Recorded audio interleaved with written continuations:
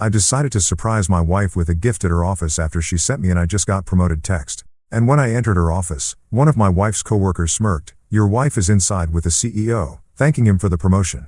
I opened the door and saw my wife and her CEO kissing passionately on his office couch. I left without a word, blocked all the cards, and changed the locks. But then something happened that no one expected. You know that feeling when you're about to surprise someone you love and your heart's doing this ridiculous tap dance in your chest? Yeah. Well, that was me at exactly 3:47 p.m. on what I now call the day my life took a hard left into crazy town. I'm gripping this walnut jewelry box I'd been slaving over for 3 weeks straight.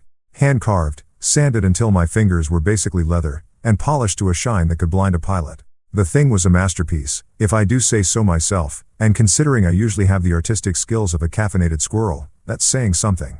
Clara had texted me about an hour earlier with news that should have had me doing victory laps around my workshop.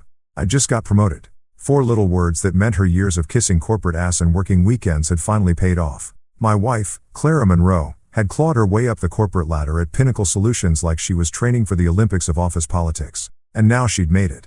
Senior marketing director, corner office, the whole 9 yards. So naturally, being the supportive husband who still believed in grand romantic gestures, God, what an idiot, I decided this was the perfect moment to surprise her at work. Show up unannounced, present her with this handcrafted symbol of my love and pride, maybe even get some brownie points with her uptight colleagues who probably thought I was just some blue-collar schmuck who worked with his hands for a living. Pinnacle Solutions headquarters downtown is one of those glass and steel monuments to capitalism that basically screams, if you're not making 6 figures, you don't belong here. The kind of building where even the doormen look like they went to Harvard. I'm talking marble floors so shiny you could perform surgery using the reflection, elevators that probably cost more than my annual income, and that weird corporate smell of expensive coffee mixed with crushing ambition. Walking into that lobby always made me feel like I was wearing an "I don't belong here" sign. But today I had my secret weapon, that jewelry box, and the confidence that comes from knowing you're about to make your wife's day even better. The security guard, who'd seen me enough times to give me the courtesy nod, waved me through without the usual 20 questions about who I was visiting and whether I had an appointment. That's when Eli Grant materialized out of nowhere like some office gremlin. Now, Eli's one of those guys who looks like he practices his smug expression in the mirror every morning. He's got that whole "I peaked in college and never got over it" vibe going on, complete with the kind of designer stubble that probably requires a team of professionals to maintain. Clara had mentioned him before, always with this weird tone like she was talking about a mosquito she couldn't quite swat. He spotted me the second I stepped off the elevator on the 15th floor. And I swear to God, this dude's face lit up like he just won the Jackass lottery. He sauntered over with this grin that immediately set off every alarm bell I didn't even know I had. Well, he said, and I could practically taste the smugness dripping off his words. "Look who's here with what looks like a very thoughtful gift." His eyes locked onto my jewelry box like a shark spotting a wounded seal. "You know, your wife's inside with the CEO right now, thanking him for the promotion." Now, here's the thing about the way Eli said, "thanking." He put this little emphasis on it, this tiny verbal wink that made the words sound absolutely filthy, like he was sharing some inside joke that I wasn't quite getting yet. My stomach did this weird flip-flop thing, but I pushed it down because, come on, this is Clara we're talking about. My wife of 6 years, the woman who still left me little notes in my lunch bag. "Yeah, she told me about the promotion," I said, trying to keep my voice steady. Figured I'd surprise her. Eli's grin got wider, which I didn't think was physically possible. "Oh, she'll definitely be surprised to see you." Then he just stood there watching me like I was some kind of entertainment, waiting for the show to start. I should have turned around right then. Should have listened to that little voice in my head that was suddenly screaming at volumes that could shatter glass. But no, I'm stubborn as hell when I want to be. And I'd driven all the way downtown in Friday afternoon traffic with this perfect gift. I was going to deliver it, damn it. So I walked down that hallway toward Victor Hayes' corner office. You know, the CEO's private sanctuary where million-dollar deals get made and corporate dreams go to die. The hallway felt like it stretched on forever, my footsteps echoing off those stupid marble floors like a countdown timer. Each step felt heavier than the last, and that jewelry box in my hand suddenly felt like it weighed about 50 pounds. I knocked once on the office door. Just once, a polite little tap that said, "Hey, sorry to interrupt, but I've got something awesome to show you." Professional courtesy and all that. Then I turned the handle and stepped inside. You know how they say your life can change in an instant?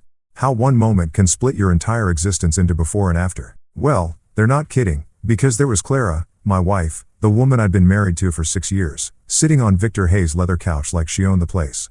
And she was kissing him. Not some innocent peck on the cheek or accidental brush of lips. I'm talking full contact, hands in hair, get a room level kissing, like they were the only 2 people in the world and someone had just told them the world was ending in 5 minutes. The jewelry box slipped from my fingers and hit the carpet with this soft thud that seemed to echo louder than a gunshot. Neither of them heard it. They were too busy exploring each other's tonsils to notice that Clara's husband had just walked into their little private celebration. I stood there for exactly 3 seconds. I know because I counted them later, replaying the moment over and over in my head like some kind of masochistic highlight reel. 3 seconds of watching my marriage implode in real time. 3 seconds of feeling like someone had just ripped my chest open and showed me that my heart was actually made of tissue paper. Then I did the only thing that made sense in that moment. I turned around and walked away. No dramatic confrontation. No shouting match about betrayal and broken vows. No throwing that jewelry box at Victor's smug face, though God knows I wanted to. I just picked up my gift, turned on my heel, and walked out of that office like I was sleepwalking. The elevator ride down felt like falling through space. 15 floors of complete numbness, watching those little numbers tick down while my brain tried to process what I'd just witnessed. The lobby, the security guard's wave, the revolving door, all of it felt like I was watching someone else's life through a fog. And then I was standing on the sidewalk, surrounded by the usual downtown chaos of car horns and rushed conversations and the smell of hot dog vendors, feeling like I'd just been pushed off a cliff and was still waiting to hit the ground. The jewelry box was still in my hand, this beautiful symbol of love and commitment that now felt like evidence of just how stupid I'd been. That's when it hit me, my marriage wasn't just over. It had been over for a while, and I'd been the only one too blind to see it coming. The drive home was like being trapped in some weird autopilot nightmare where my hands knew exactly what to do, but my brain had basically checked out and gone fishing. I don't remember hitting a single red light. Don't remember changing lanes. Don't even remember starting the damn car. But somehow I ended up in my driveway, staring at the house that suddenly looked like it belonged to strangers. You know that thing your brain does when it's trying to protect you from completely losing your shit, where it just keeps replaying the same awful moment over and over like a broken record stuck on the worst song ever written. Yeah, that was happening in high-definition surround sound, director's cut extended edition. Clara's lips on Victor's, her hands in his hair, the way she looked so completely comfortable, like this wasn't her first rodeo in his office. Like maybe this had been going on for a while and I'd been walking around with a giant clueless husband sign taped to my back. But here's the thing about shock, eventually, it wears off, and what's underneath isn't pretty. What's underneath is pure, concentrated rage mixed with a clarity so sharp it could cut glass. And suddenly, sitting in my driveway with that stupid jewelry box still mocking me from the passenger seat, I knew exactly what I needed to do. No confrontation, no dramatic speeches about betrayal and broken trust. No tearful arguments about how we could work through this if we just tried hard enough. Screw all that Lifetime movie bullshit. This was going to be surgical, clean, efficient. The kind of response that would make Sun Tzu proud. I walked into our house, my house, as it was about to become, and fired up my laptop. First stop, our joint checking account, the one where my paychecks had been automatically deposited for the past 6 years. The one Clara used for her little shopping sprees and fancy dinners with clients who apparently included her CEO. Funny how those client dinners made so much more sense now. Balance, $47,382.15. Not bad for a couple who'd been saving up for a kitchen renovation. Well, guess what? The kitchen was about to get a different kind of makeover. I transferred every single penny into my personal account, the one Clara didn't have access to because she'd always insisted we keep things simple with just the joint account. Simple, right? Simple for her to clean me out when she was ready to make her exit. Transfer complete. New balance in our joint account, $0. But wait, there's more, like some demented infomercial. I was just getting started. Our joint savings account, the one with $23,847 earmarked for a vacation to Europe that Clara had been planning for months. Vacations canceled, sweetheart. Transfer complete. Another goose egg. Then came the credit cards. Oh, the beautiful, wonderful credit cards that Clara loved so much. The Visa with the $15,000 limit that she used for her work clothes, which apparently included lingerie based on some of the recent charges I was now seeing with fresh eyes. Cancelled. The MasterCard she used for gas and groceries. Cancelled. The store cards for Nordstrom, Macy's, and that overpriced boutique downtown where a scarf costs more than my monthly truck payment. Cancelled, and super cancelled. Each phone call was like therapy. Yes, I'd like to cancel this card immediately. No, it's not lost or stolen. I just don't need it anymore. The customer service reps were so chipper and helpful, probably thinking they were talking to some guy doing a little financial spring cleaning. If only they knew they were helping orchestrate the most satisfying revenge plot of the decade. But the real masterpiece was yet to come. See, Clara had this thing about convenience. She loved having everything automated, everything seamless, everything handled by someone else so she could focus on more important things, like, apparently, making out with her boss. So over the years, she'd linked everything to those credit cards I'd just turned into expensive plastic rectangles. Netflix, gone. Amazon Prime, sayonara. Spotify Premium, enjoy the ads. Baby. That fancy grocery delivery service where she ordered $200 worth of organic whatever twice a week? Sorry, payment method declined. The monthly flower subscription that made our house look like a funeral home, wilted. Her gym membership at that bougie place with the eucalyptus towels and complimentary smoothies. Time to find a new place to do those yoga poses she was probably practicing for Victor. And here's the beautiful part, I wasn't stealing anything. This was all my money, my income, my hard work paying for the lifestyle of a woman who'd been playing me like a fiddle while I danced to her tune like some lovesick puppet.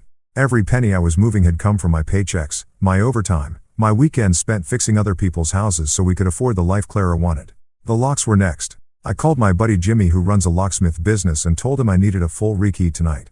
Emergency rates, whatever it took. Jimmy's good people. Doesn't ask too many questions when a friend sounds like he's been hit by a truck. He showed up around 8 o'clock with his van full of hardware and his no-nonsense attitude. Locked yourself out? He asked, though something in his tone suggested he knew this wasn't about lost keys. Something like that, I said, watching him work his magic on the front door. Need to make sure only the right people can get in.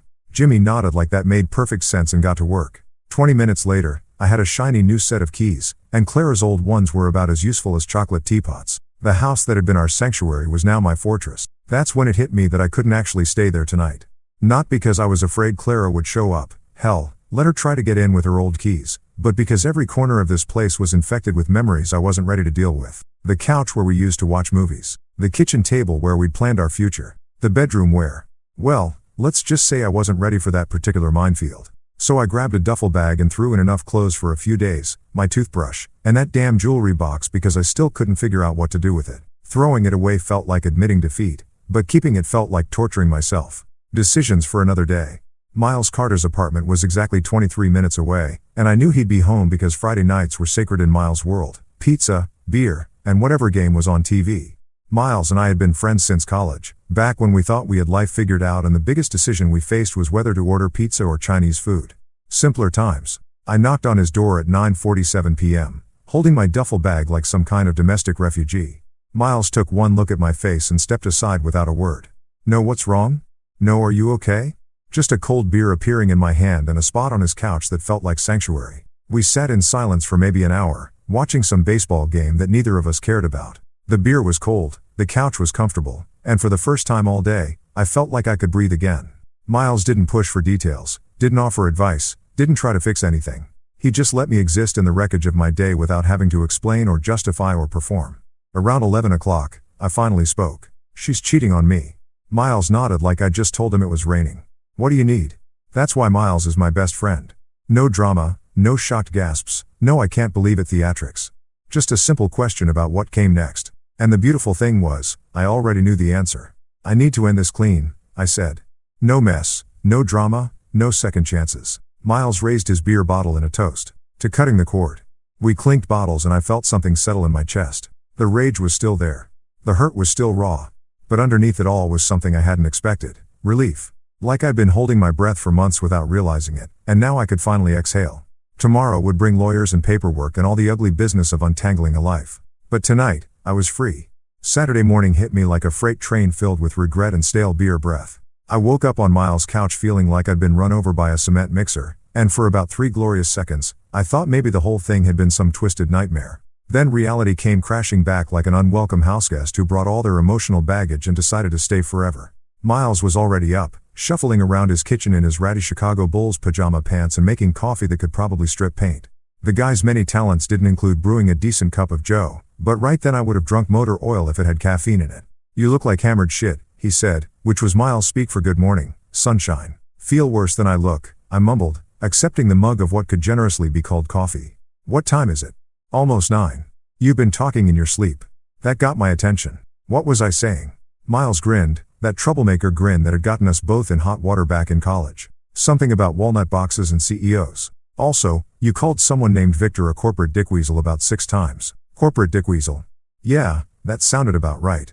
But here's the thing about sleeping on it. Sometimes your subconscious works overtime while you're drooling on your best friend's throw pillows. Because as I sat there nursing Miles' industrial strength coffee, everything became crystal clear. This wasn't just about catching Clara in a lip lock with her boss. This felt bigger, more calculated. Like maybe what I'd witnessed wasn't some spontaneous moment of passion, but the visible tip of a much uglier iceberg. Clara wasn't the type for spontaneous anything. The woman planned our grocery trips like military operations and scheduled our sex life in her phone calendar with little reminder alerts. Romantic encounter 9:30 p.m. Don't forget the good underwear. So the idea that she just randomly started sucking face with Victor without some kind of master plan? That didn't add up. I need a lawyer, I said, and Miles nearly choked on his coffee. Damn, son. You're not messing around. I don't think this was just about a kiss, Miles. I think she's been playing a longer game. Miles set down his mug and gave me that look, the one that said he was about to get serious for probably the first time since Bush was president. You got someone in mind, or do you need a recommendation? You know anyone good? Harper Quinn. The name hit me like a slap. Everyone in town knew Harper Quinn, even if they'd never needed a divorce lawyer. She was the kind of attorney who made other lawyers wake up in cold sweats. Local news had run a feature on her last year, calling her the Terminator in Armani after she'd taken some cheating investment banker to the cleaners so thoroughly that he'd had to move back in with his mother. Isn't she expensive as hell? Brother, you just drained your bank accounts and canceled everything with Clara's name on it. I think you can afford the best. Miles grabbed his phone and started scrolling. Besides, from what I hear, she's worth every penny, especially when you're dealing with someone who thinks they're smarter than everyone else in the room. That was Clara, all right. Always the smartest person at any dinner party. Always ready with some correction about wine or politics or whatever random topic came up. It was cute when we were dating. Less cute when you realized she probably thought you were an idiot, too. Miles found Harper's number and handed me his phone. Call now. Saturday appointments mean she's serious about her work. Harper Quinn's office was in one of those downtown buildings that screamed, I charge more per hour than you make in a month. All glass and steel and the kind of intimidating architecture that made you want to straighten your tie even if you weren't wearing one.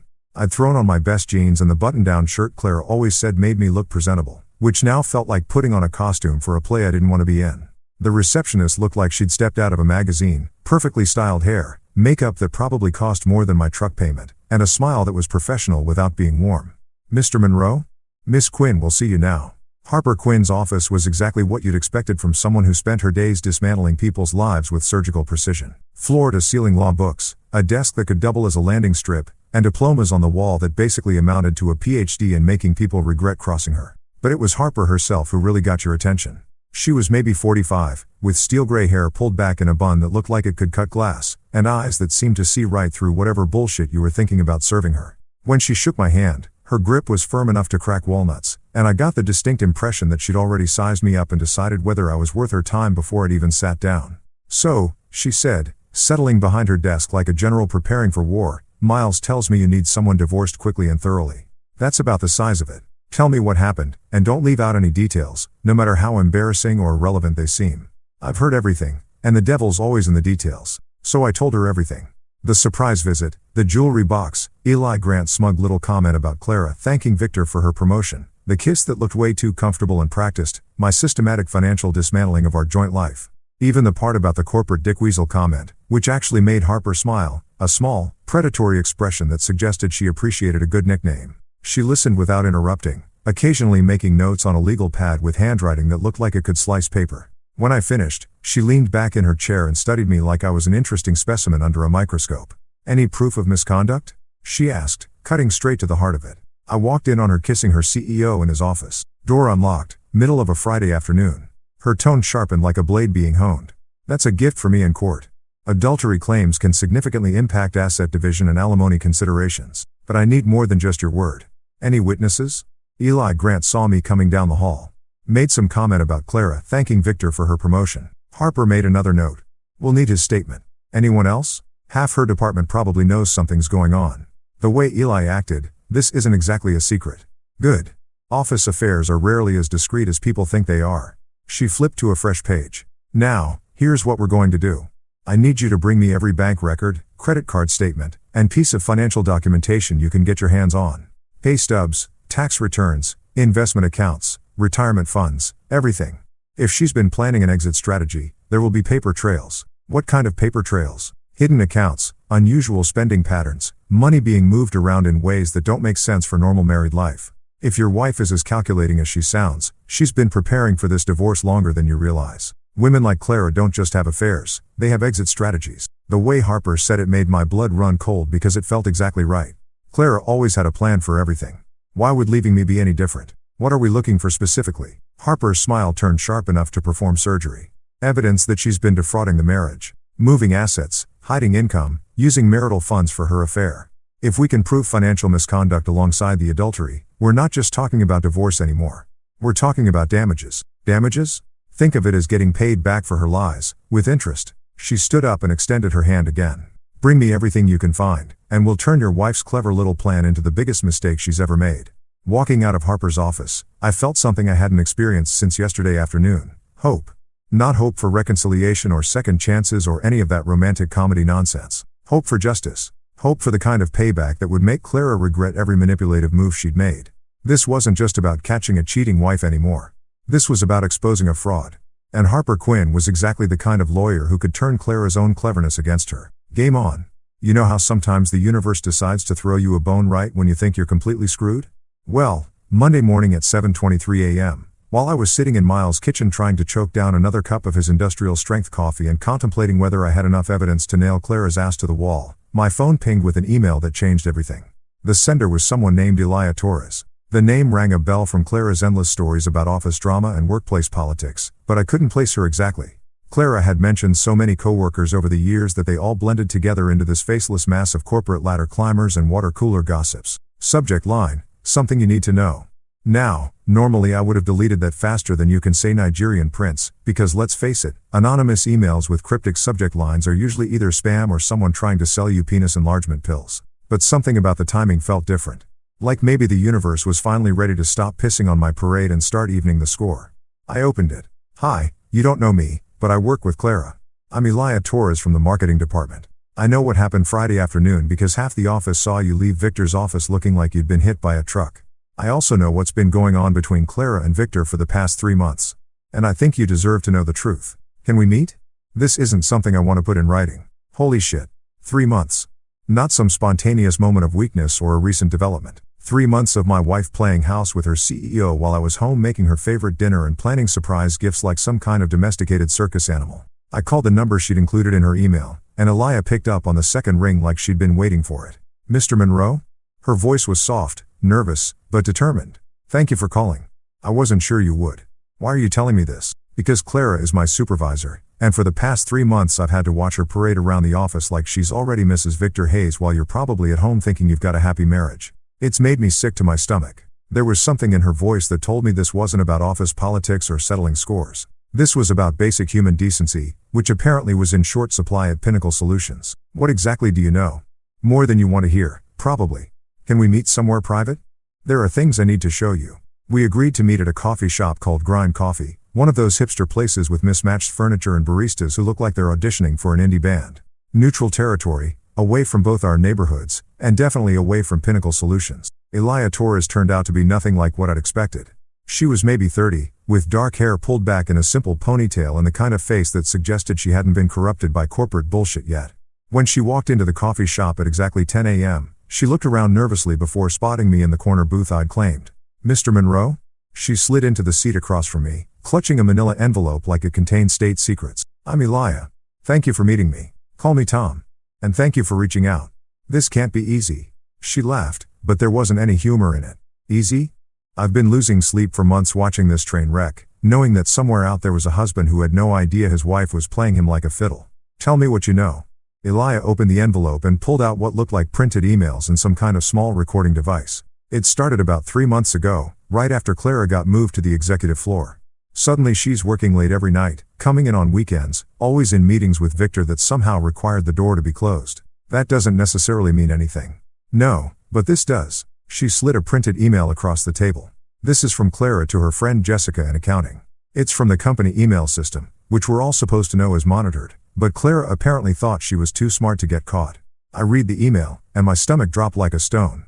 Jess, Victor's finally making his move. 3 months of flirting and strategic positioning, and now he's talking about promoting me to senior director if I play my cards right. And between you and me, the cards I'm playing aren't exactly work-related. Smile the best part? Tom has no clue. He actually made me a jewelry box for when I got the promotion. Sweet, but so clueless. This is going to be easier than I thought. The date stamp showed it was sent 2 weeks before I'd caught them kissing. 2 weeks before my surprise visit that wasn't really a surprise at all. It was just the moment I finally opened my eyes. There's more, Elia said quietly. This was last week. The second email made my hands shake. Jess, Victor and I had lunch today to discuss my performance review. LOL. He's basically promised me senior director plus a nice bonus if I keep him happy. The timing couldn't be better. Tom just finished paying down the mortgage with his overtime money from that big renovation project. Once I get my promotion locked in and milk this for a few more months, I'll file for divorce and take half of everything. He's too trusting to see it coming. By Christmas, I'll have a corner office, a fat bank account, and a CEO boyfriend. Sometimes life just works out perfectly. I had to read it twice because my brain refused to process it the first time.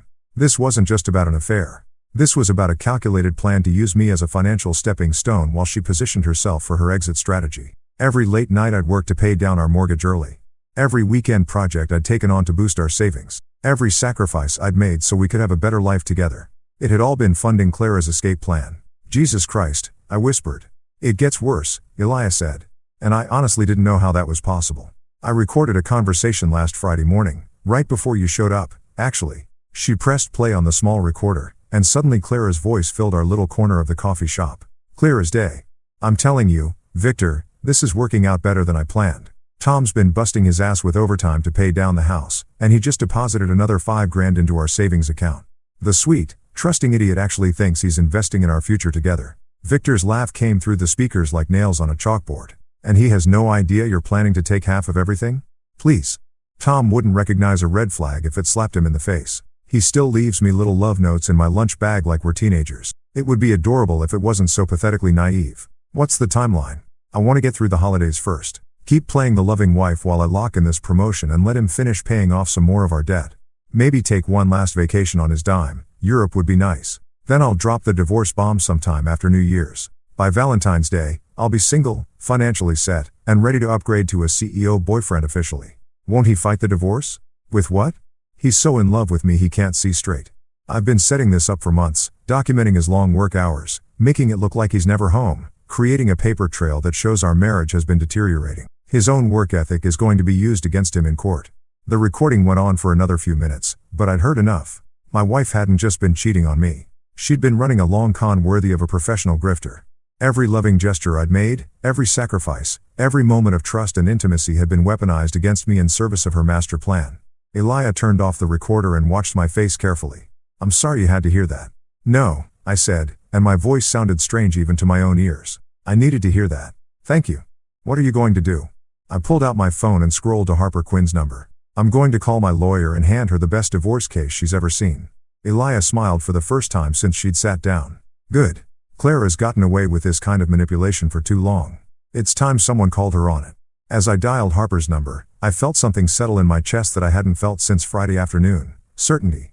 Not just about ending my marriage, but about making sure Clara's clever little plan backfired in the most spectacular way possible. The kiss I'd witnessed wasn't the crime.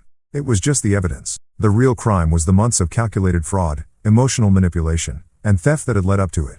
And now I had proof. Harper Quinn's voice when I called her sounded like Christmas morning, 4th of July, and winning the lottery all rolled into one beautiful, terrifying package. You've got recordings? Actual recordings of her discussing financial fraud? Crystal clear audio of her talking about using my money to fund her exit strategy while she plays house with her CEO. Get to my office now. Cancel whatever you're doing today because we're about to build a case that'll make legal history in this town. 30 minutes later, I was back in Harper's war room, watching her transform from intimidating attorney into something that resembled a shark that had just caught the scent of blood in the water. She'd called in her paralegal, a sharp-eyed woman named Sarah, who looked like she could organize the invasion of Normandy while simultaneously solving a Rubik's Cube. Play it again, Harper said, leaning forward as Elijah's recording filled the office for the third time.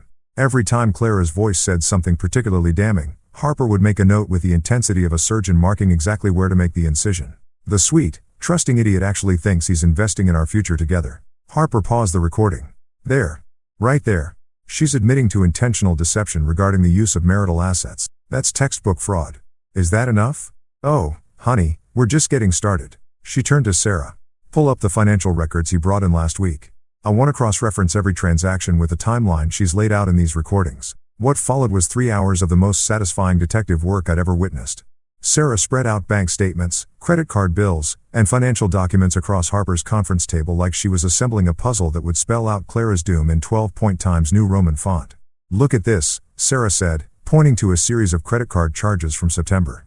Expensive lingerie purchases, high-end restaurants, weekend trips to that boutique hotel downtown, all charged to the joint account during the same period she was telling Victor about her strategic positioning. Harper studied the statements with the focus of a jeweler examining a diamond. She was using marital funds to finance her affair. Every dinner with Victor, every piece of lingerie for their little rendezvous, every romantic gesture, all paid for with your money. What about this? I pointed to a series of transfers I'd noticed but never questioned. Small amounts, $500 here, $1,000 there, moved from our joint savings into an account I didn't recognize. Sarah pulled up the bank records on her laptop. Personal savings account opened 4 months ago. Sole ownership, Clara Monroe. Current balance, $14,847. She's been skimming, Harper said, and her smile could have powered a small city. Creating a secret nest egg while pretending to build your future together. How much of this money came from your income? I did the math in my head, going back through months of overtime shifts and weekend projects. About 90%, maybe more. Beautiful. Absolutely beautiful. Harper leaned back in her chair like she was savoring a fine wine. We've got adultery, financial fraud, hidden assets, and premeditated theft of marital property. Oh, and let's not forget conspiracy to commit fraud with her lovely CEO boyfriend. Conspiracy? Victor knew about her plan. He was actively participating in it. That makes him a co-conspirator in the financial fraud. Harper's eyes lit up like she'd just discovered fire. We can go after both of them. Sarah pulled out another folder. I did some digging into Pinnacle Solutions employee handbook and ethics policies. Relationships between executives and subordinates require disclosure to HR and legal. There's no record of any such disclosure, which means Victor violated company policy while using his position to facilitate Clara's fraud. Harper was practically purring. This keeps getting better. We spent the next hour documenting everything. The timeline of Clara's affair mapped against her financial behavior. The pattern of marital funds being used to finance her relationship with Victor. The secret account where she'd been parking money stolen from our joint finances. The recordings that proved intent and premeditation. What about her promotion? I asked. She got senior marketing director right around the time this all started. Harper and Sarah exchanged a look that made me think they were communicating telepathically. Sarah, pull up Pinnacle's promotion guidelines and salary information. Already on it. Sarah's fingers flew across her keyboard. Senior marketing director position became available in August. Clara was promoted in September, which coincidentally matches the timeline of her first recorded conversations about playing her cards right. So she literally slept her way into a promotion using my money to finance the seduction. That's exactly what she did, Harper said. And it's going to cost her everything.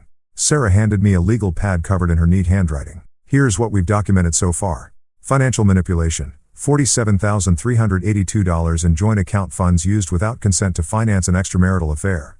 Evidence includes restaurant receipts, hotel charges, and luxury purchases during the period of the affair. Hidden assets, $14,847 in a secret personal account funded through systematic transfer of marital assets without spousal knowledge or consent. Premeditated fraud, audio recordings proving Clara's intent to use marital resources to fund her exit strategy while maintaining the pretense of a loving marriage. Conspiracy with Victor Hayes, evidence of Victor's knowledge and participation in Clara's plan to defraud the marriage while using his corporate position to provide financial benefits through promotion and bonus structures. Violation of employment ethics, undisclosed relationship between supervisor and subordinate resulting in financial benefit to the subordinate. Theft of marital property, systematic removal of funds from joint accounts for personal use while hiding the existence of those funds from spouse. This isn't just a divorce case anymore, Harper said, organizing the documents into neat stacks. This is fraud, theft, conspiracy, and probably a dozen other things I'll think of before we're done. We're not just divorcing her, we're going to make her pay for every lie she told and every dollar she stole. What kind of damages are we talking about? Harper smiled that predatory smile I was learning to love. At minimum, return of all stolen funds plus interest, potentially punitive damages for the fraud. And given the premeditated nature of her scheme, we're going for full asset forfeiture. She planned to take half of everything. Now she'll be lucky to leave with the clothes on her back. Can we really do that? Honey, with evidence like this, we can do whatever we want. Clara thought she was the smartest person in the room, but she made one crucial mistake. What's that? She documented everything. Every email, every recording, every financial transaction, it's all evidence of her intent to defraud. She built her own case against herself and handed it to us on a silver platter. Sarah gathered up the financial documents and started organizing them into file folders. I'll have the formal filing ready by tomorrow morning. Full divorce petition with fraud claims, asset recovery, and damages. What about Victor? Harper's smile turned absolutely vicious. Oh, we're going after him too. Civil suit for his role in the conspiracy. Plus, I'll be having a little conversation with Pinnacle's board of directors about their CEO's creative interpretation of company ethics policies. Standing up to leave, I felt something I hadn't experienced in years, the intoxicating rush of being completely, utterly in control of my own destiny. Clara had spent months planning my destruction, using my own love and trust against me like weapons. But now the tables had turned, and her own cleverness was about to become the instrument of her downfall. "One more thing," Harper said as I reached the door. "Don't contact Clara. Don't respond to her calls or texts. Let her wonder what's coming. The longer she thinks she's gotten away with this, the more satisfying it'll be when reality hits." Walking out of Harper's office, I felt like I was floating. Clara wanted to play games? Fine. Let's see how she liked playing against someone who knew all her moves before she made them. Game on, sweetheart. Game on. The beautiful thing about letting someone hang themselves with their own rope is that they'll do most of the work for you. All you have to do is sit back, stay quiet, and watch them tie knot after knot until they've created their own noose. And Clara, well, she was about to give a masterclass in self-destruction. It started Tuesday morning at 6:47 a.m. with a text that made me nearly choke on Miles' battery acid coffee. "Where the hell are you? Your truck isn't in the driveway, and none of my cards are working." I stared at the message for a solid 30 seconds, savoring every letter like it was aged whiskey. So she'd finally tried to buy something and discovered that her plastic fantastic lifestyle had been suddenly and permanently discontinued. Part of me wanted to text back something sarcastic like, "Welcome to the real world, sweetheart."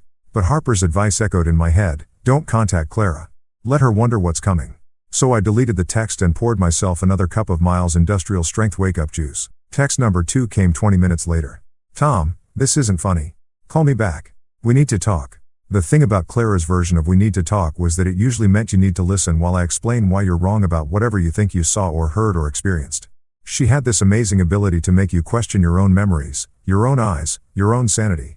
6 years of marriage had taught me that Clara could convince a fish it was drowning and needed to buy gills from her premium aquatic respiratory solutions company. But not anymore. Not when I had recordings of her calling me a sweet, trusting idiot while planning to rob me blind. Text number 3 arrived during my lunch break. "Tom, whatever you think happened, you're wrong. That wasn't what it looked like. Victor was just congratulating me on my promotion. Please call me." Oh, that was Rich. Congratulating her with his tongue halfway down her throat. Yeah, that's totally how professional congratulations work in the corporate world. I'm sure HR would love to hear about Victor's innovative approach to employee recognition. I screenshotted that text and sent it to Harper with a message. "She's starting the damage control campaign." Harper's response came back in under 5 minutes. "Perfect. Let her keep digging. Every lie she tells now is another shovelful of dirt on her own grave." By Wednesday, Clara had moved into full panic mode. The texts were coming every few hours now, each one more desperate than the last. "Tom, I know you're getting these messages. This is childish. We can work through this. It was just a mistake. I'll quit my job. We can start fresh somewhere else. You're being ridiculous. Marriage means working through problems, not running away. Tom, please. I love you." That last one almost made me laugh out loud. She loved me. She loved my paycheck, my credit rating, and my willingness to work overtime to fund her lifestyle. She loved having a reliable, predictable husband who would rebuild her kitchen while she was out playing tonsil hockey with her CEO boyfriend. But me, the actual person? She'd made it pretty clear in those recordings that she thought I was pathetic. Thursday brought a new development. Clara had apparently discovered that I'd changed the locks. I know this because Miles got a hysterical phone call from her at his work, demanding to know where I was and why I wasn't answering my phone. She sounded like a crazy person, Miles reported over dinner at this dive bar that served burgers the size of hubcaps. Kept saying something about how you'd lost your mind and were destroying everything over nothing. What did you tell her? That you were fine and she should probably call a lawyer. Miles grinned and took a massive bite of his burger. She didn't like that suggestion. I bet she didn't. She also asked if I thought you were having some kind of breakdown. I told her that from where I was sitting, it looked like you'd finally started thinking clearly. Friday morning brought the nuclear option. Clara showed up at my workplace. I was in the middle of installing custom cabinets in some rich lady's kitchen when my boss Frank poked his head around the corner with an expression that suggested someone had just asked him to solve quantum physics. "Hey Tom, there's a woman out front asking for you. Says she's your wife. She seems intense."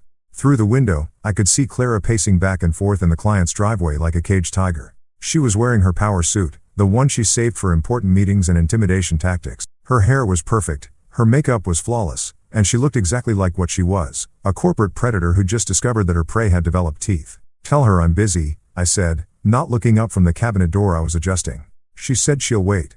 Then she'll be waiting a long time. Frank disappeared, and I could hear muffled voices from the front of the house. Clara's voice was getting louder, which meant she was getting more frustrated. Good.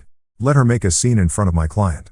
Let her show everyone exactly who she really was when she didn't get her way. She waited for 2 hours. 2 hours of pacing and checking her phone and probably working herself into a lather about how dare I ignore her when she was graciously offering to explain away my lying eyes. Finally, around noon, she gave up and drove away in that silver BMW that I'd helped her buy with my overtime money. My phone buzzed 5 minutes later. Fine, be childish, but this conversation is going to happen whether you want it or not.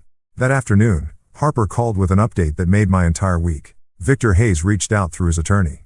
Apparently, he wants to discuss the situation like reasonable adults and see if we can avoid any unnecessary unpleasantness. What did you tell him?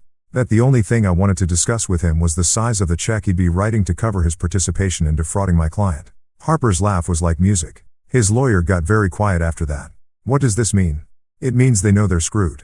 Victor wouldn't be reaching out unless someone had explained to him exactly how much trouble he's in.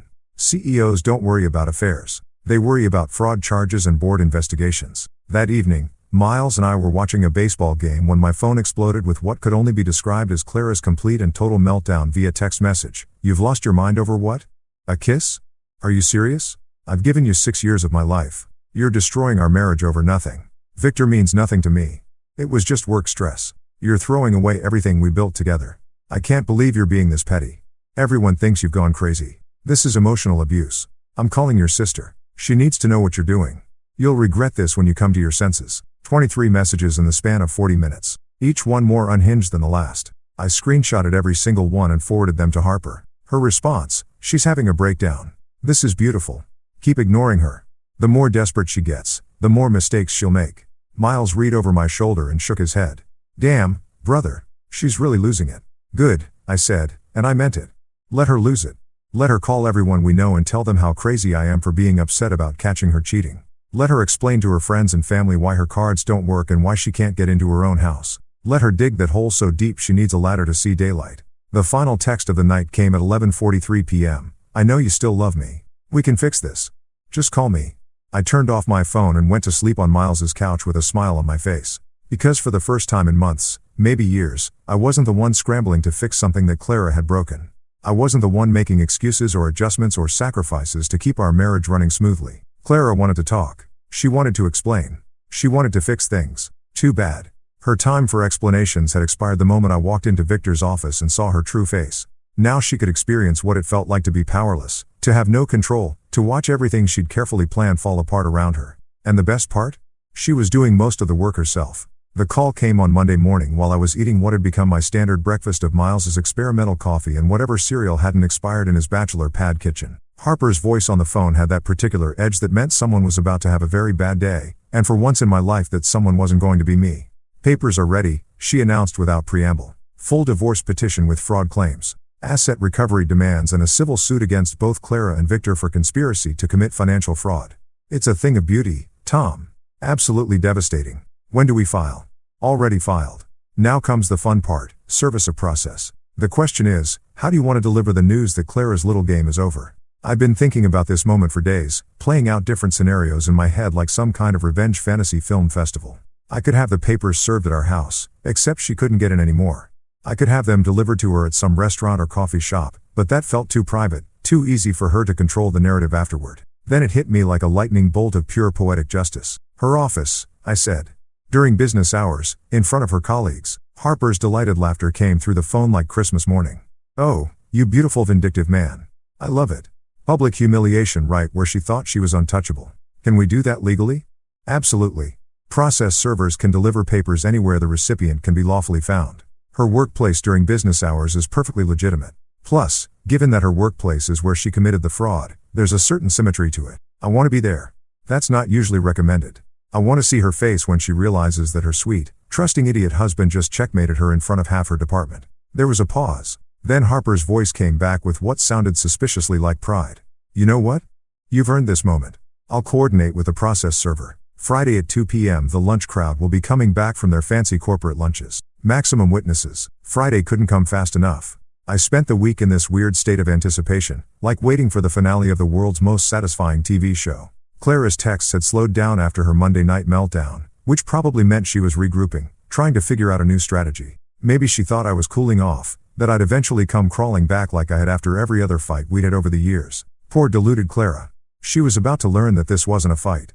This was a war, and she'd been fighting it alone while I assembled an army. Friday morning, I met with Harper one final time to review the documents. Seeing everything laid out in legal language was like watching Clara's entire scheme translated into her death warrant. Every lie she'd told, every dollar she'd stolen, every recorded word from her own mouth, It was all there in black and white, ready to destroy the carefully constructed life she'd built on fraud and deception. Divorce petition with claims for fraud and asset recovery. Harper read from the cover page like she was announcing the winner of an award. Clara Monroe versus reality. Spoiler alert, reality wins. The process server was a guy named Rick who looked like he'd been doing this job for about 1,000 years. He had the kind of face that suggested he'd seen every possible human reaction to bad news and found most of them mildly entertaining. "You sure you want to witness this?" he asked as we stood in the lobby of Pinnacle Solutions. "Sometimes it gets messy." "I'm counting on it." We took the elevator to the 15th floor, that same elevator I'd ridden a week and a half ago, carrying a jewelry box and enough naive optimism to power a small city. Now I was carrying something much more valuable, the complete destruction of Clara's plans. The marketing department was buzzing with that post-lunch energy. When we walked through the glass doors, I spotted Clara immediately. She was standing near her desk talking to 2 other women, probably spreading some version of the story where I was having a midlife crisis and she was the long-suffering wife trying to hold our marriage together. She saw me before I saw her notice me, and the expression that crossed her face was absolutely priceless. Confusion, then recognition, then a flicker of something that might have been fear before her corporate mask slammed back into place. "Tom," she said, and her voice carried across the office like she was announcing my presence to everyone within earshot. "What are you doing here?" That's when Rick stepped forward with his manila envelope and his completely professional demeanor. "Clara Monroe?" "Yes. You've been served." He handed her the envelope with the kind of flourish that suggested he took genuine pride in his work. Clara took it automatically, probably thinking it was some kind of legal document related to a case Pinnacle was handling. The corporate world runs on paperwork, after all.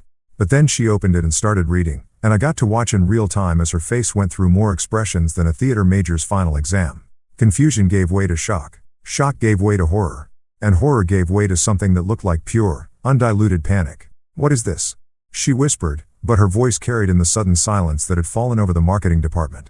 Apparently, watching your supervisor get served legal papers was more interesting than whatever spreadsheets they'd been pretending to work on. I stepped forward, and when I spoke, I made sure my voice was loud enough for everyone to hear. "That's a divorce petition, Clara, along with fraud charges and a civil suit for theft of marital assets. Thought you should know that your sweet, trusting idiot husband finally figured out your game." The color drained from her face like someone had pulled a plug. She flipped through the pages, and I could see her recognizing the bank statements, the email printouts, the transcripts of her recorded conversations, all of it laid out in excruciating detail. Every piece of her carefully planned fraud exposed for the legal system to examine. "Tom, this is," she started, but I cut her off. "This is what happens when you underestimate someone, sweetheart. You thought I was too stupid to see what you were doing, too trusting to protect myself. Turns out you were wrong about a lot of things." That's when Victor appeared, probably drawn by the commotion like a moth to a flame. He took one look at the papers in Clara's hands, then at the process server, then at me standing there with the expression of a man who just won the lottery. "What's going on here?" he demanded, trying to inject some CEO authority into his voice. Rick, bless his professional heart, had another envelope ready. "Victor Hayes?" "Yes. You've been served." And just like that, Victor Hayes, CEO of Pinnacle Solutions, was standing in his own office lobby holding papers that detailed his participation in conspiracy to commit fraud and about 6 other charges that Harper had dreamed up during her more creative moments. The silence in the marketing department was so complete you could have heard a pin drop in the next county. 20-some corporate professionals were getting a front-row seat to the spectacular implosion of their supervisor and their CEO. And judging by the expressions on their faces, this was better entertainment than anything they'd seen since Janet from accounting got caught using the company credit card to buy her kids' baseball equipment. Clara was still staring at the papers like they were written in ancient Sumerian. "You can't do this," she finally managed. "Actually, I can," I said. And I just did. "See, the thing about fraud, Clara, is that it's illegal. Even when you're really, really clever about it. Even when you document your plans in emails and record yourself bragging about how easy it's going to be." Victor was reading his own papers now, and his face had gone from its usual corporate tan to something approaching the color of old oatmeal. "This is ridiculous. We'll fight this." "You do that," Harper said, appearing beside me like some kind of legal angel of death. "I'm looking forward to deposing both of you under oath. Clara can explain to a judge how she used marital funds to finance her affair while planning to defraud her husband. And you can explain to your board of directors how their CEO was sleeping with subordinates and helping them commit financial crimes." Clara's legs seemed to give out, and she sank into her desk chair like she'd been deflated. "Tom, please. We can work this out privately." "No, Clara, we can't. You made this public when you decided to steal from me while screwing your boss. Now everyone gets to see exactly who you really are." I looked around the marketing department, taking in all the shocked faces and dropped jaws. For anyone who's curious, everything's in the public court filings. Makes for some interesting reading. Then I turned and walked toward the elevator, Harper beside me and Rick following with the satisfied air of a man who'd just delivered some of the finest legal papers of his career. As the elevator doors closed, I caught one last glimpse of Clara sitting at her desk, still holding the papers that had just blown up her entire world, while Victor stood frozen like a deer caught in the headlights of an oncoming 18-wheeler. "How do you feel?" Harper asked as we descended. "Like justice," I said. "Justice feels pretty damn good." The elevator reached the lobby, and we walked out into the afternoon sunshine. Behind us, Pinnacle Solutions continued its normal business operations, except for the 15th floor, where two people were probably having the worst day of their professional lives. And for the first time since this whole nightmare started, I felt like I could breathe again. The high from watching Clara's world implode in front of her colleagues lasted exactly 3 days. Then reality set in with all the subtlety of a sledgehammer to the face. I was homeless, living on my best friend's couch, and still technically married to a woman who'd spent months planning to financially destroy me. The house that had been our home for 4 years was sitting empty, locked up tight, but still full of memories I wasn't ready to face and furniture that reminded me of a life that had been built on lies. So Tuesday morning, while nursing what had become my standard breakfast of Miles's industrial strength coffee and existential dread, I made a decision that felt both terrifying and liberating. I was going to sell the house. All of it. Every stick of furniture, every carefully chosen decoration, every shared memory that had been tainted by Clara's betrayal. Sophie Lambert had been our realtor when we bought the place, back when Clara and I still believed we were building something real together. Sophie was one of those people who could sell ice to Eskimos while making them feel grateful for the opportunity. She had this way of talking about houses like they were living, breathing entities with personalities and destinies, which had seemed charming when we were buying but now felt like exactly what I needed. I called her from Miles's kitchen, pacing around his tiny living room while I waited for her to pick up. "Tom Monroe." Sophie's voice came through the phone like sunshine and optimism had a baby. "How are you? How's Clara? How's the house treating you?" "That's actually why I'm calling, Sophie. I need to sell." There was a pause that lasted just long enough for me to hear the wheels turning in her head. Sophie had been in real estate for 15 years, which meant she'd seen every possible reason why people suddenly needed to sell their dream homes. She was probably mentally running through the greatest hits: job loss, financial trouble, divorce, death in the family, or the always popular "we realized we hate each other and this house has become a monument to our mutual misery." "I see," she said carefully. "Is this a time-sensitive situation?" "You could say that. I need it gone fast. And I mean everything. House, furniture, lawn ornaments, the works. I want to walk away with nothing but a check and the clothes on my back." Another pause. Sophie was definitely in therapist mode now, probably trying to figure out how to handle a client who sounded like he was either having a breakdown or making the most rational decision of his life. "Tom, can I ask, is everything okay?" "Everything's about to be okay, Sophie. But first, I need to get rid of every reminder of the last 6 years of my life." "Oh." And in that single syllable, I could hear Sophie's extensive experience with divorce sales clicking into place. "I understand completely. Let me ask you this, are we talking about a get the best possible price situation, or more of a get this done quickly before I burn it all down situation?" Option B, definitely option B. Sophie's laugh was warm and completely without judgment. "Honey, you wouldn't believe how often I get calls like this. Let me tell you something. Keeping a house that makes you itch every time you look at it is like keeping a shirt that doesn't fit and reminds you of every bad decision you've ever made.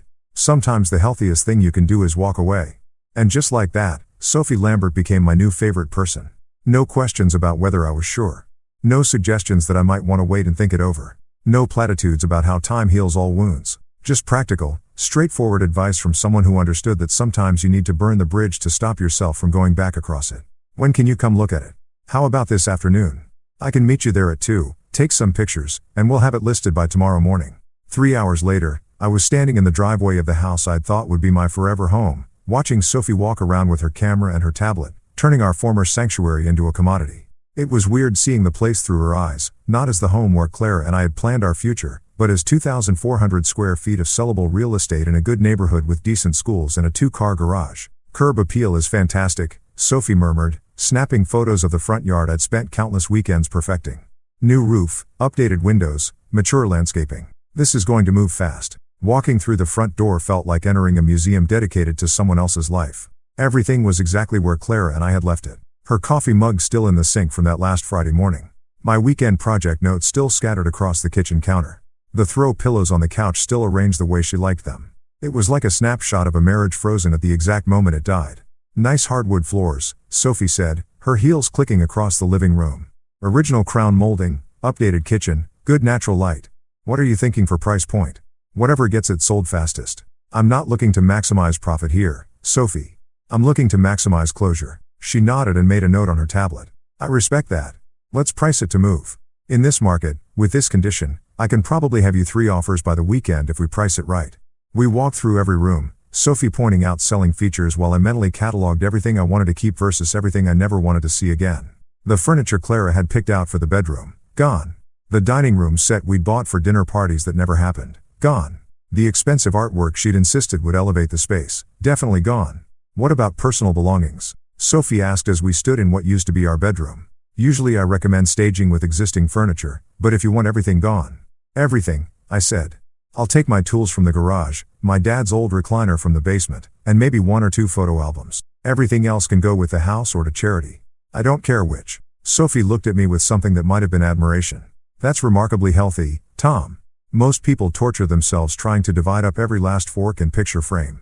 You're just letting it all go. The way I see it, that stuff belonged to the person I was when I thought my marriage was real. That person doesn't exist anymore, so he doesn't need his stuff. We finished the walkthrough in the kitchen, where Sophie pulled out her phone and started making calls to her photographer, her staging crew, and what sounded like half the real estate agents in the city. This was Sophie in her element, turning emotional devastation into a smooth, efficient business transaction. Photographer tomorrow morning, listing goes live tomorrow afternoon, she announced. I'm thinking open house this weekend, and with any luck, we'll have multiple offers by Monday. That fast? Honey, you'd be amazed how quickly houses move when people aren't emotionally attached to every doorknob and paint color. Plus, you're priced to sell, the house is gorgeous, and the market's hot. This is going to be like throwing chum to sharks. As Sophie packed up her things, I took one last walk through the house alone. Each room told the story of a different version of myself, the guy who'd believed in forever, who'd worked overtime to pay down the mortgage early, who'd thought he was building something permanent with someone who loved him. That guy had been an idiot, but he'd been a hopeful idiot. And there was something almost sweet about his naive optimism. But that guy was gone now, and his house needed to go with him. You okay? Sophie asked, finding me standing in the living room staring at nothing in particular. Yeah, I said, and I meant it.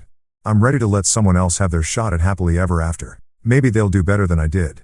Maybe they will. But you know what? Your story isn't over yet. This is just the end of one chapter. Sophie locked up the house and handed me the key. Call me if you need anything. And Tom? You're doing the right thing.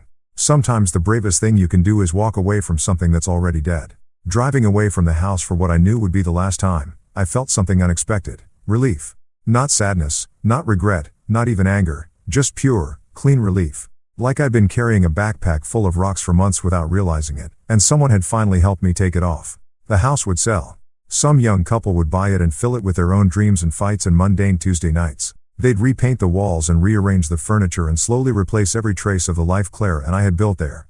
And that was exactly what needed to happen, because I was done living in a museum dedicated to my own stupidity. It was time to build something new. The house sold in 3 days. 3 days. Sophie called me Wednesday afternoon sounding like she'd just witnessed a miracle, which I guess in real estate terms she had. Apparently, we'd had 7 showings, 5 offers, and 1 bidding war that ended with a young couple offering $15,000 over asking price because they had to have it. They're first-time buyers, Sophie explained over the phone while I sat in Miles's living room trying to process the fact that 6 years of my life had just been reduced to a purchase agreement. Just got married last month. Both have good jobs, pre-approved for financing. They want to close in 2 weeks. What about the furniture? They're buying everything. Lock, stock, and barrel. They loved Clara's decorating style and said it would save them months of shopping. Sophie paused. Tom, they seem like really good people. I think they're going to be happy there. And just like that, my past was officially sold to a couple who still believed in forever. Good for them. Maybe they'd have better luck with happily ever after than I did. The closing was scheduled for the following Friday, which gave me exactly 9 days to figure out what came next. Miles had been great about letting me crash on his couch, but even the world's best friendship has limits, and I was pretty sure those limits didn't include a permanent roommate who talked in his sleep about corporate dick weasels. I needed my own place, somewhere I could start over without ghosts lurking in every corner, somewhere that had never heard Clara's laugh or seen her arrange throw pillows or watched her practice her "I'm just an innocent wife" expression in the bathroom mirror. That's how I ended up walking around downtown on Thursday morning looking for apartment signs and trying to figure out what kind of life I wanted to build from scratch. It was weird being completely untethered from everything. No mortgage, no shared bank accounts, no one else's opinion to consider about where I lived or what I needed. Liberating and terrifying at the same time. I was walking down Harbor Street, checking out a loft space above what looked like an antique shop, when I literally ran into my future. Well, technically I almost ran into her, but the end result was the same. She was carrying a 40-pound sack of coffee beans like it weighed nothing, Which should have been my first clue that this wasn't your average coffee shop owner. I was looking up at apartment windows instead of watching where I was going, and we nearly collided right in front of harbor grounds. "Whoa there, speedster," she said, adjusting her grip on the coffee sack with a grin that could have powered the entire downtown district. "You trying to start a one-man stampede, or just practicing your urban obstacle course skills?" "Sorry," I said, feeling like an idiot. I wasn't paying attention. No harm done. But next time you might want to watch where you're going instead of staring at Mrs. Patterson's apartment windows like you're casing the joint. She nodded toward the second floor. "Unless you're actually interested in renting from her, in which case I should warn you that she's got 3 cats, plays polka music at volumes that violate several noise ordinances, and her idea of modern plumbing involves a bucket and good intentions." I laughed despite myself. "Good to know. I'm actually looking for a place." "Well, you're in luck." She shifted the coffee sack to her other shoulder. "I've got a loft space available right here above my shop. 1 bedroom, decent kitchen, and the best perk in town, unlimited access to coffee that doesn't taste like it was brewed with motor oil and regret." That's when I really looked at her. She was maybe 35, with auburn hair pulled back in a messy bun that somehow looked intentional, and eyes that suggested she found most of life mildly amusing. She had the kind of face that made you want to hear her opinion about things, even if you didn't know what things yet. "You own this place?" Renee Calder, proprietor of Harbor Grounds and occasional savior of caffeine-deprived souls. She stuck out her hand, which was surprisingly strong for someone who probably spent most of her day making lattes. "And you are?" "Tom Monroe, professional furniture installer and recent expert on starting over." "Oh." Something in her expression shifted, like she'd just placed me in a mental category labeled people who've been through some shit. "Fresh start, huh?" "Something like that." "Well, Tom Monroe, why don't you help me get this coffee upstairs, and I'll show you the loft. Fair warning, it's not fancy, but it's clean, quiet, and comes with a landlord who minds her own business and makes a mean cappuccino." The loft was perfect, not because it was luxurious or impressive, but because it was completely, utterly neutral. White walls, hardwood floors, big windows that let in actual sunlight, and absolutely zero history. No memories lurking in the corners. No ghosts hiding in the closets. No emotional baggage crammed into the kitchen cabinets. Previous tenant was an artist, Renee explained as we walked through the space. Moved to Portland because apparently that's where artists go to discover themselves and develop expensive coffee habits. Left it in good shape, though. The bedroom was just big enough for a bed and a dresser. The kitchen had enough counter space for someone who didn't plan to host dinner parties. The living room had a view of the harbor that made you want to sit by the windows and watch boats come and go. "It's perfect," I said, and I meant it. "Really?" Most people want to see 3 or 4 places before they decide. I'm not most people right now. I'm someone who needs a place that doesn't come with a history. Renee leaned against the kitchen counter and studied me with those eyes that seemed to see more than they should. "Bad breakup? Epic life implosion. The kind that makes you question everything you thought you knew about yourself and everyone else." "Ah, one of those." She nodded like she'd been there herself. "Well, this place is good for starting over." The artist who lived here said it helped her figure out who she was when she wasn't trying to be who everyone else expected her to be. We worked out the details over coffee downstairs, first month's rent, security deposit, when I could move in. Renee's coffee shop was exactly what you'd want a neighborhood place to be. Mismatched chairs, local artwork on the walls, the kind of atmosphere that made you want to bring a book and stay for hours. "So what's your story?" I asked, settling into a chair that looked like it had been rescued from someone's grandmother's dining room. "Divorced 3 years ago from a guy who thought my coffee shop was a cute hobby until he realized I was making more money than his accounting firm." Renee's smile had an edge to it. "Turns out some men don't handle it well when their wives are more successful than they are." His loss. Damn right it was. Best thing that ever happened to me, actually, forced me to figure out who I was when I wasn't trying to make someone else happy all the time. We sat in comfortable silence for a while, watching the afternoon crowd drift in and out, regulars who knew Renee by name, students with laptops who bought 1 coffee and stayed for hours, business people grabbing their afternoon caffeine fix. It felt like a real neighborhood, the kind of place where people actually knew each other. "Can I ask you something?" Renee said as I was getting ready to leave. "Shoot. What happened to make you need to start over?" I thought about giving her the short version, the sanitized explanation that wouldn't make me sound like a complete fool, but something about her straightforward manner made me want to be honest. "I found out my wife was cheating on me with her CEO while planning to divorce me and take half of everything I'd worked for. Turns out 6 years of marriage was just her long-term financial strategy." Renee winced. "Ouch. That's not just a breakup. That's a betrayal with a business plan."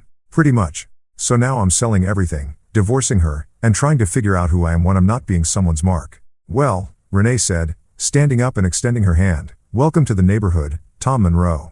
I think you're going to like it here." Walking back to Miles's place that afternoon, I felt something I hadn't experienced in months: optimism. Not the naive kind that had gotten me into trouble with Clara, but the realistic kind that comes from knowing you've hit bottom and are finally ready to start climbing back up.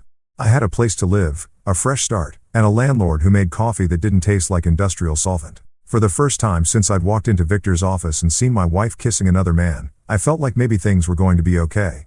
Maybe even better than okay. 3 months. That's how long it took for my divorce to go from filing to final decree, thanks to Harper's legal brilliance and Clara's complete inability to mount any kind of defense against the mountain of evidence we'd assembled. Turns out it's pretty hard to argue innocence when there are recordings of you bragging about defrauding your husband while using his money to finance your affair with your CEO boyfriend.